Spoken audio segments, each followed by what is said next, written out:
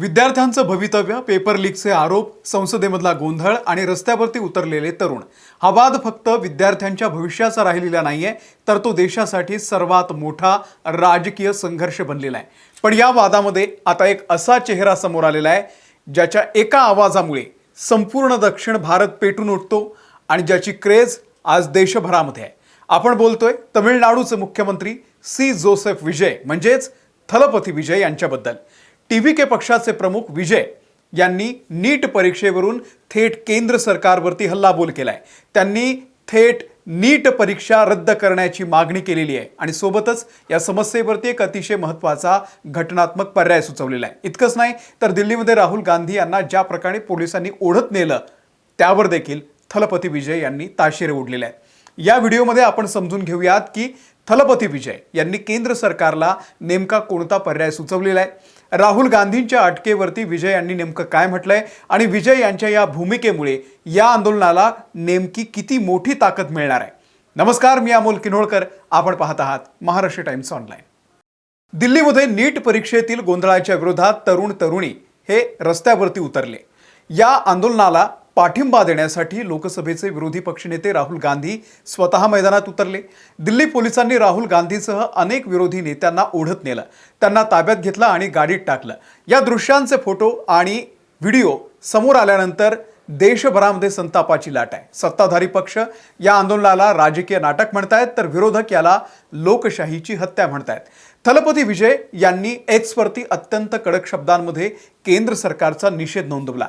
विजय म्हणाले, नीट परीक्षेतील अन्यायाच्या विरोधात आंदोलन करणाऱ्या तरुणांच्या पाठीशी उभा राहिलेल्या लोकसभेतील विरोधी पक्षनेते श्री राहुल गांधी आणि इतर नेत्यांना अशा प्रकारे ओढत नेणं आणि अटक करणं हे अत्यंत हुकुमशाहीची लक्षणं आहेत। केंद्र सरकारची ही कारवाई तीव्र निषेधार्ह आहे। विजय यांनी स्पष्ट शब्दांमध्ये सांगितलेलं आहे की संसद भवनाच्या आवारात आणि रस्त्यावरती विरोधक जे आंदोलन करत आहेत त्याला टीव्हीके पक्षाचा पूर्ण पाठिंबा आहे। आता महत्त्वाचा मुद्दा, विजय यांचं नीट परीक्षेसंदर्भात नेमकं काय म्हणणं आहे आणि त्यांनी नेमका कोणता पर्याय सुचवलेला आहे। विजय यांनी त्यांच्या टीव्हीके पक्षाची भूमिका अतिशय स्पष्टपणे सांगितलेली आहे।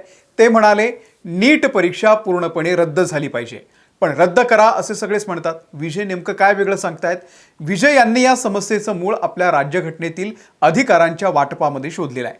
सोप्या भाषेत सांगायचं तर आपल्या देशामध्ये 3 प्रकारच्या याद्या असतात ज्या ठरवतात की कोणाला कोणता कायदा बनवता येणार। केंद्र सूची पहिली, ज्यावरती फक्त केंद्र सरकार कायदा करू शकते, ज्यामध्ये संरक्षण, परराष्ट्र असे विषय येतात। दुसरी आहे राज्य सूची, ज्यावरती फक्त राज्य सरकार कायदा करू शकतं, जसं पोलीस, आरोग्य। आणि तिसरी आहे समवर्ती सूची, ज्यावरती केंद्र आणि राज्य दोघेही कायदा करू शकतात, पण वाद झाल्यास केंद्राचा कायदा अधिकृत मानला जातो। सध्या शिक्षण हा विषय समवर्ती सूचीमध्ये येतो, म्हणूनच केंद्र सरकार नीट सारखी परीक्षा संपूर्ण देशावरती लागू करू शकते। विजय म्हणतात, शिक्षण हा विषय समवर्ती सूचीतून काढून पुन्हा एकदा पूर्णपणे राज्याच्या यादीत टाकला पाहिजे, जेणेकरून वैद्यकीय प्रवेश कसा घ्यायचा, परीक्षा कशी घ्यायची, 12वीच्या मार्कांवरती प्रवेश द्यायचा नाही द्यायचा याचा निर्णय पूर्णपणे त्या राज्याचा असेल।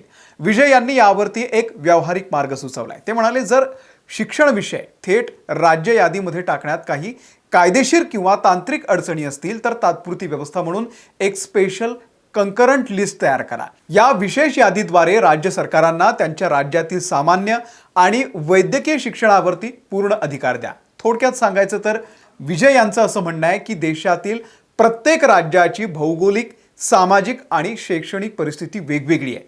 दिल्लीमध्ये बसून घेतलेला निर्णय हा संपूर्ण देशातल्या वेगवेगळ्या राज्यातल्या विद्यार्थ्यांवरती लादणं हे चुकीचं आहे। आता विजय जे म्हणतायत ते खरोखरच व्यावहारिक आहे का ते सुद्धा पाहूयात। राज्यांना अधिकार दिल्यानं सध्या नीट परीक्षेमुळे उभी राहिलेली आव्हानं खरंच दूर होतील का हे सुद्धा आपण तटस्थपणे पाहिलं पाहिजे। राज्यांना अधिकार दिल्यास काय होईल तर सुरुवातीला आपण फायदे बघूयात, नाही का? तर पहिला फायदा काय, स्थानिक विद्यार्थ्यांवरचा जो ताण आहे तो कमी होईल। तमिळनाडू सारख्या राज्याचं म्हणणं आहे की नीट परीक्षेमुळे राज्यातील बोर्डात शिकणाऱ्या आणि ग्रामीण भागातील गरीब विद्यार्थ्यांवरती अन्याय होतो, कारण नीटचा सिलेबस CBSE वरती आधारित असतो आणि यासाठी महागडे कोचिंग क्लासेस लावावे लागतात। राज्यांकडे अधिकार आले तर ते 12वीच्या गुणांच्या आधारे प्रवेश देऊन हा ताण कमी करू शकतात। दुसरं आहे पेपर लीक आणि घोटाळ्यांवरती नियंत्रण. जेव्हा परीक्षा राष्ट्रीय स्तरावरती एकाच दिवशी करोडो विद्यार्थ्यांसाठी घेतली जाते तेव्हा यंत्रणेवरती एक ताण येतो आणि NTA सारख्या संस्थांकडून चुका घोटाळे होतात. राज्य स्तरावरती परीक्षा आणि प्रवेश प्रक्रिया झाली तर व्यवस्थापन हे सोपं होईल. तिसरं, राज्यघटनेचा संघराज्यात्मक ढाचा. आरोग्य हा राज्याचा विषय आहे. मग राज्याला आपल्या रुग्णालयांसाठी डॉक्टर कसे तयार करायचे याचे अधिकार असायलाच हवे. हे काही मुद्दे आहेत, पण काही विरोधातले मुद्दे सुद्धा आहेत, जसं की गुणवत्तेमध्ये तफावत होऊ शकते.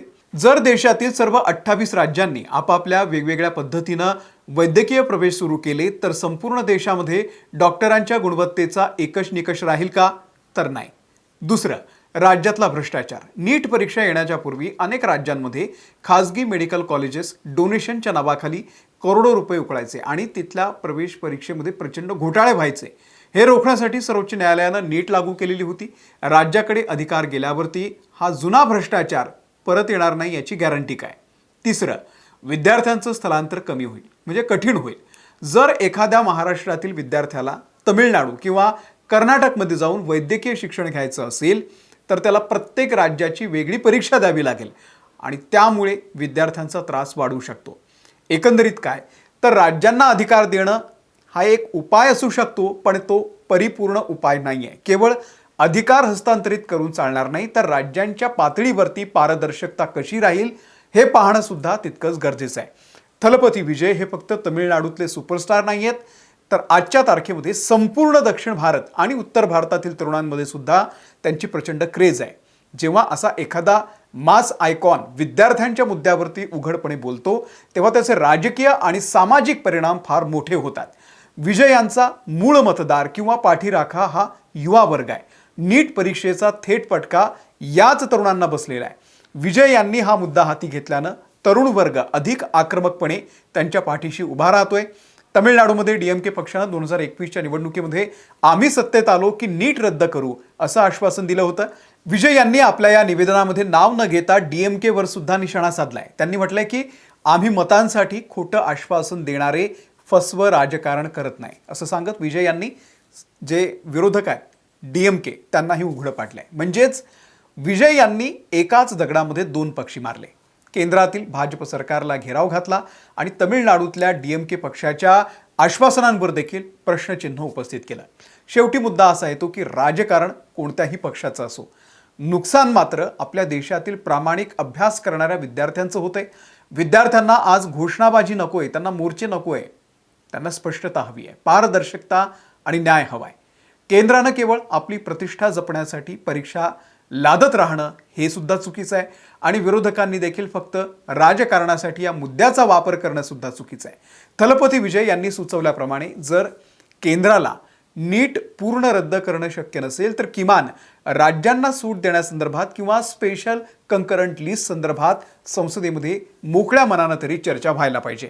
आपल्या देशातील तरुणांना गोंधळाच्या ऐवजी स्पष्टता हवी आहे आणि घोषणांपेक्षा उत्तरं हवी आहेत. तुम्हाला नेमकं काय वाटतंय? थलपती विजय यांनी सुचवलेला पर्याय म्हणजे शिक्षण विषय हा राज्यांच्या यादीमध्ये टाकणं योग्य आहे का, की नीट परीक्षेमध्येच सुधारणा केल्या पाहिजे? तुमचं मत खाली कमेंटमध्ये नक्की सांगा. व्हिडिओ आवडला असेल तर लाईक करा, शेअर करा आणि आमच्या महाराष्ट्र टाइम्सच्या YouTube चॅनलला तुम्ही सबस्क्राईब करा. धन्यवाद.